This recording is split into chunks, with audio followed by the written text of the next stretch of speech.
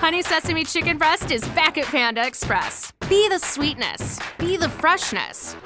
Be the crispy, tender sesame seed perfection. Hello everyone, my name is Wesley and welcome back to Woo Can Cook. For those of you who are new here, this is a show where we are slowly cooking our way through all of the food from my childhood. Today we are continuing our way through recreating the Panda Express menu with their Honey Sesame Chicken. If you missed it, we also did their General Tso's chicken a couple weeks ago and should have a few more Panda dishes coming up soon too.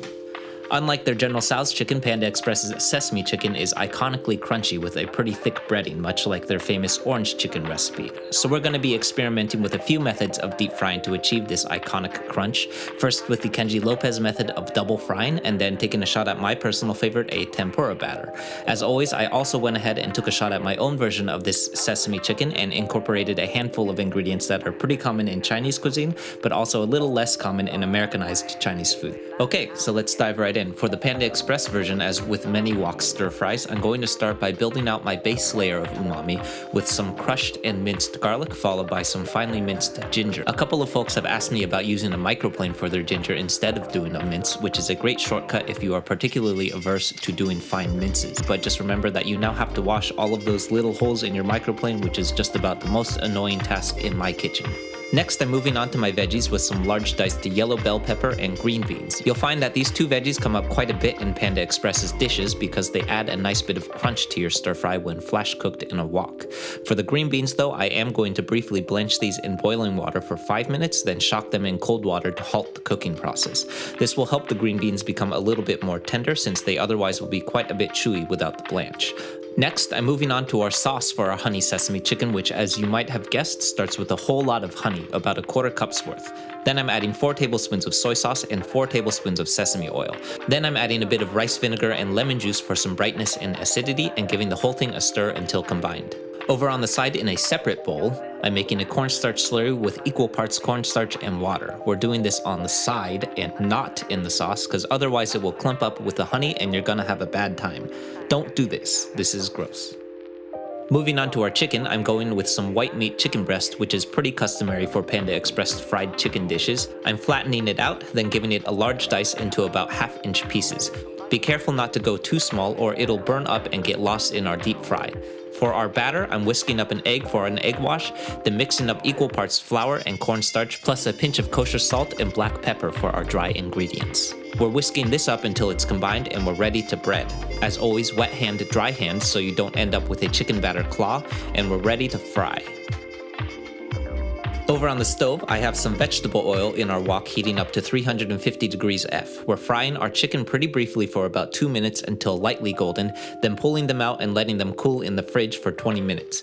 Then we're adding them back to the fryer for a second fry for 3 to 5 minutes until golden brown. You'll find that the first fry pulls moisture out of the chicken, allowing for the second fry to develop an even crunchier crust for the crispiest fried chicken that you have ever experienced.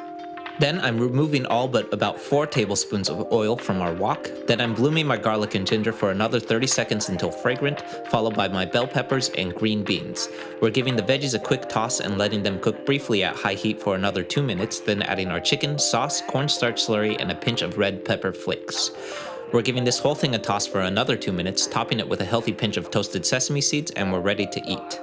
You'll find that the quick flash cooking with our wok at high heat allows for our veggies to retain a nice bit of crunch while also still pretty thoroughly cooked through. I think we were right on the cusp of running into heat retention problems with my home burner on our wok. If you do find that your wok is losing heat, I'd recommend doing your stir frying in smaller batches so that your wok can stay nice and hot. This is definitely a super classic Panda Express dish with its combination of crunchy chicken and crispy veggies, and just sort of touches on a lot of the fundamentals of wok cooking, which I love. Okay, so moving on, I'm going to take a shot at my own version of this Honey Sesame Chicken using a few ingredients and methods that are a little less commonly found in Chinese Americanized cuisine, but actually pretty common in traditional Chinese cooking. We're going to lean pretty heavily on sweet chili sauce in lieu of honey, and a lighter and fluffier tempura batter in lieu of our double fry. Both should keep us pretty true to the general style and flavor of Honey Sesame Chicken, but add a nice bit of something extra too, though. So let's check it out.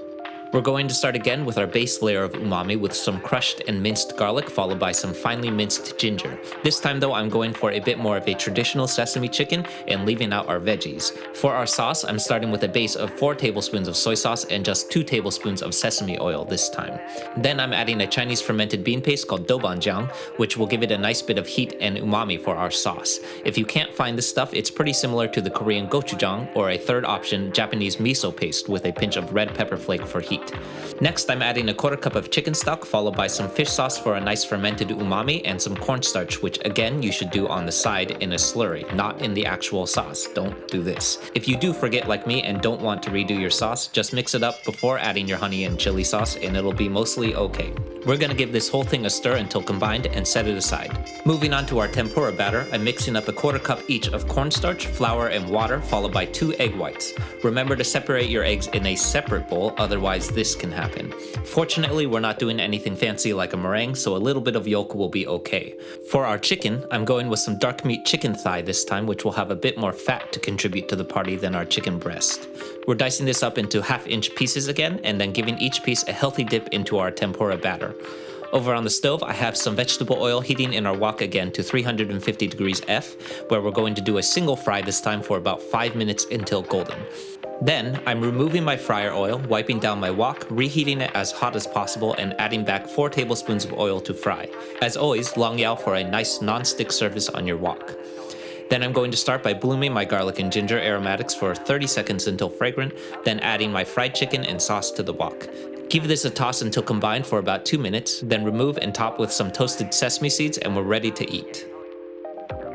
You'll find that the sweet chili sauce and dobanjiang add a whole world of flavor that blows the pants off of most sesame chicken that I personally have ever had. On top of that, the lighter tempura batter plays really well with the thick honey sesame sauce and is just absolute magic on top of some fluffy white jasmine rice. Okay, so that's it everyone. I hope you enjoyed this and found it informative or at the very least entertaining. I'm having a lot of fun recreating all of these dishes from Panda Express and just generally learning a lot about the food from my childhood. I'll be diving into the Panda Express Kung Pao chicken soon, which is going to be a fun challenge. As always, like, comment, subscribe, hit the bell, and just generally don't be a jerk to each other. So, okay, I'll see you soon.